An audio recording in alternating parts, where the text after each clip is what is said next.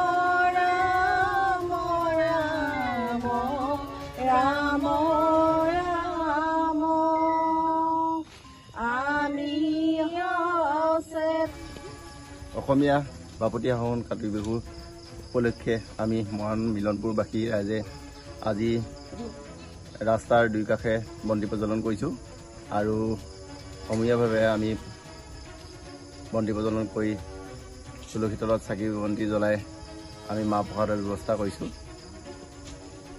আজি আমি কাতি বিহুৰ দিনা আমাৰ অসমৰ হিয়াৰ আমঠু জুবিন গাৰ্গৰ প্ৰতি আমি শ্ৰদ্ধাঞ্জলি জনাই এগছি চাকি বন্তি প্ৰজ্বলন কৰিছোঁ, যাতে জুবিন গাৰ্গে ন্যায় পায় তাক লৈ আমি মৰাণ মিলনপুৰবাসী ৰাইজৰ পৰা চৰকাৰলৈ দাবী জনাইছোঁ, যাতে অতি সোনকালে ন্যায় দিব পাৰে তাৰ এটা ব্যৱস্থা কৰি দিয়া যায়।